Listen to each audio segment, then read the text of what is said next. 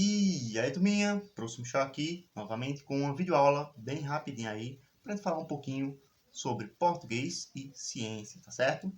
Hoje em português a gente vai estudar novamente a questão aí com relação aos elementos explícitos e os elementos implícitos nos textos, tá certo?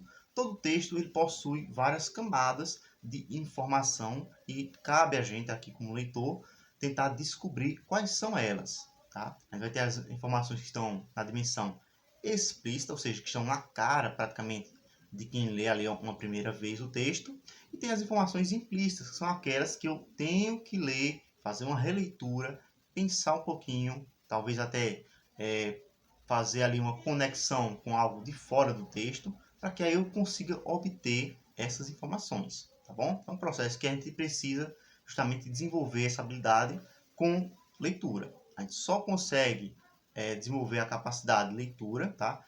Tornar a leitura muito mais profunda, quanto mais eu leio. Se você não lê, complica um pouquinho. Você vai ficar sempre ali na superfície do texto, tá certo? Então, vamos lá. O que é que seria elementos explícitos do texto? Quais seriam esses elementos?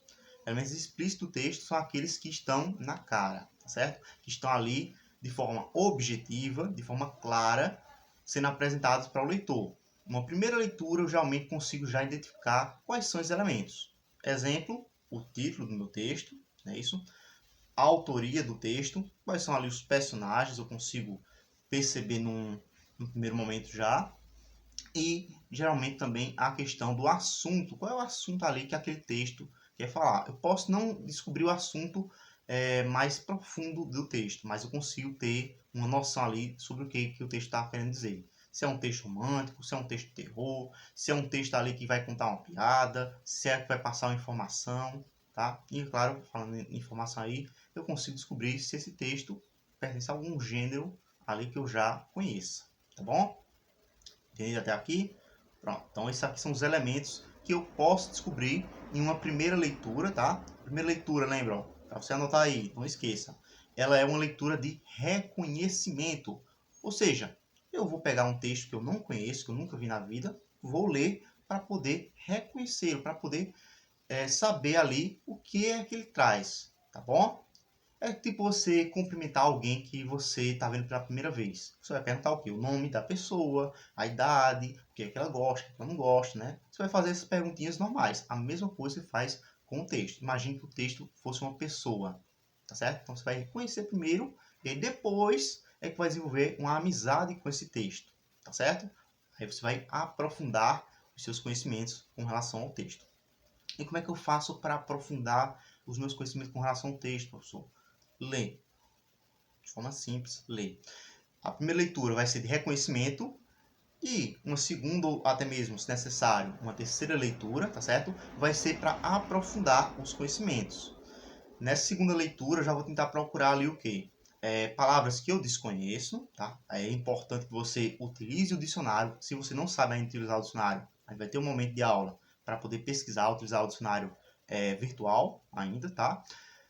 E, é claro, você ter aí sempre em mãos, pelo menos um dicionário pessoal seu, para você estar ali e acompanhar as palavrinhas, tá certo? Que você já descobriu durante esse processo, tá bom? Então, nesse processo de eu descobrir ali as informações que estão implícitas, que estão escondidas no texto, tá certo? Eu vou justamente estar sempre buscando palavras que eu não conheço, qual é ali o contexto que está sendo utilizado, tá bom? Está sendo utilizada uma palavra, por exemplo, eu posso dizer muito bem, tá? Fora do contexto, que uma pessoa é alta. Beleza, tô falando aí talvez da altura dessa pessoa. Mas se eu dissesse que uma pessoa é alto astral, quer dizer que o astral dela tá lá em cima? Seria uma pessoa alegre, né? Seria uma pessoa alegre. Não é que a pessoa tem uma altura grande, chega lá nos astros, chega na estrela, mas sim que ela tem justamente uma boa energia, entendeu? O contexto vai modificar o sentido das minhas palavras. Então, além de eu saber o significado das palavras, eu também tenho que saber ali justamente qual é o contexto em que essas palavras estão sendo usadas. Para isso, eu tenho que fazer a leitura do texto e pensar, essa informação aqui, será que essa palavrinha aqui eu sei o significado? Por exemplo, o significado de astral. Astral vem de astro, né? De estrelas. Será que nesse contexto eu estou me referindo à estrela? Ou será que eu estou me referindo a alguém que é positivo? Entendeu? Eu vou pegar esse contexto e vou fazer ali a conexão para descobrir realmente qual é a informação implícita que está no texto. Tranquilo?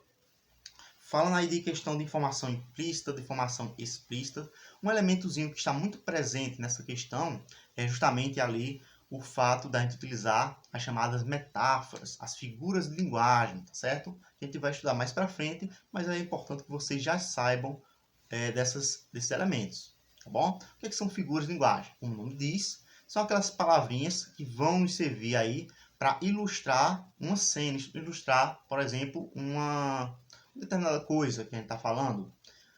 Você já deve ter ouvido em algum local, né? O pessoal falar, por exemplo, peito do pé, perna da cadeira, é isso? Isso aí são palavrinhas, são justamente aí figuras de linguagem que a gente utiliza para demarcar, tá, certos objetos. O pé não tem um peito e nem a cadeira possui pernas, tá certo? Mas a gente entende qual é ali essa ligação. Isso é feita justamente através do subjetivo, tá? A gente precisa interpretar, que é justamente essa habilidade que vocês vão desenvolvendo ao longo das leituras. Quanto mais você lê, mais fácil vai ser para interpretar o que o texto está nos falando, tá bom?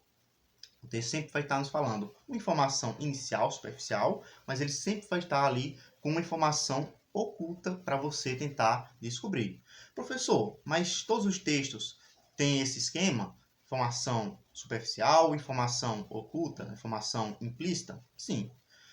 É claro que existem aqueles textos que vão se direcionar mais para um lado do que para outro, como é o caso aí da reportagem, tá? As reportagens que a gente vai estudar depois, elas são um tipo de gênero textual que se utiliza da objetividade, ou seja, ela tenta passar o máximo de informações possíveis de forma direta, clara, tá? Para que quando o leitor faça a sua leitura, ele consiga já observar essas informações e assim ele consiga desenvolver a sua própria opinião ali sobre o fato, sobre o evento que está sendo contado. Tranquilo?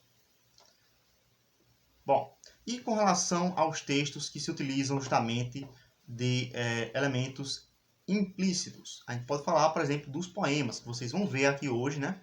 Justamente aí alguns poemas para que a gente possa trabalhar, tá certo? Nos poemas a gente utiliza muito da figura de linguagem para eu falar uma coisa, tá certo? Falar uma coisa ali, mas utilizando uma forma mais bonita, uma forma mais chamativa para o meu leitor. Tranquilo? Entendeu até aqui, pessoal? Se você não entendeu, volta um pouquinho, acompanha ali os materiais complementares que eu vou colocar para auxiliar você nesse ponto, tá certo? Seguindo então um pouquinho aqui, eu vou falar da questão da acentuação das palavras, tá certo? Para que eu uso ali os acentos? Quais são eles? Acento agudo, acento circunflexo, né? O tio, ok? Esses são os principais aí, os três acentos que nós utilizamos, tá bom?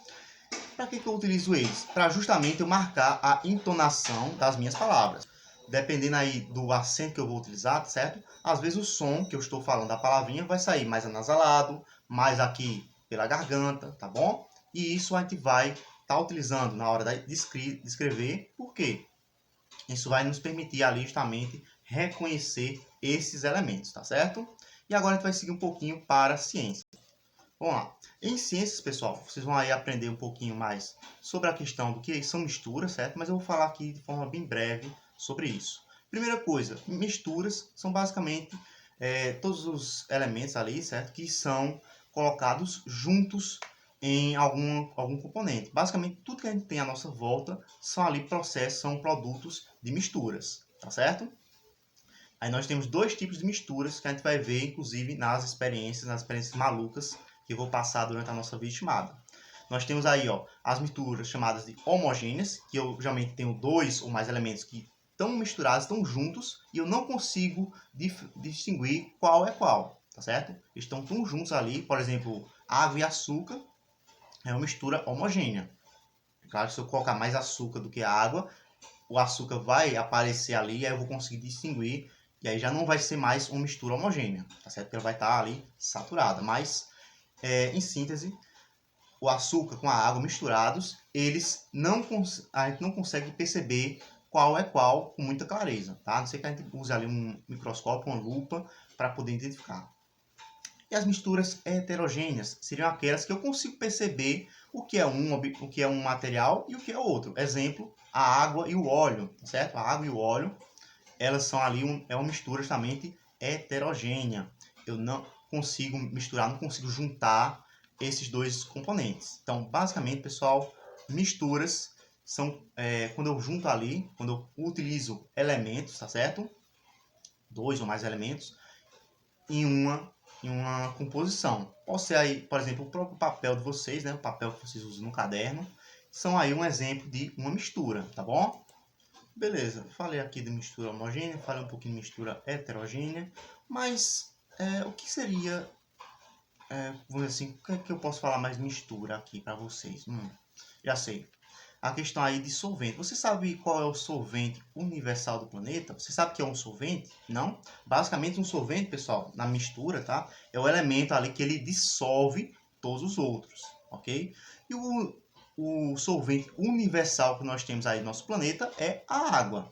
Eu consigo misturar grande parte das coisas com a água, tá certo? Mas no caso aí do açúcar com a água, do sal com a água, tá certo? E outros tantos. É claro que vai ter aqueles componentes que não vão se misturar com a água, que a gente vai fazer aí a mistura heterogênea, mas aqueles que conseguem se misturar de uma forma que eu não consigo descobrir qual é qual, eu tenho aí justamente a mistura homogênea. A gente vai ter aí uma atividadezinha falando aí sobre isso. E fora a questão do solvente, né? Eu tenho também uma coisinha chamada de soluto, que é o material que vai ali ser dissolvido nesse solvente, tá certo? Por exemplo, o açúcar. O açúcar ele é o meu soluto. Ele vai ser ali o material, a substância que vai ser dissolvida na água. Tranquilo? Então, acompanhe as matérias complementares que eu coloquei para vocês aqui agora, para que vocês possam fazer essa atividade e, é claro, responder as questõezinhas lá no caderno, tá certo? A gente se vê na segunda videochamada agora.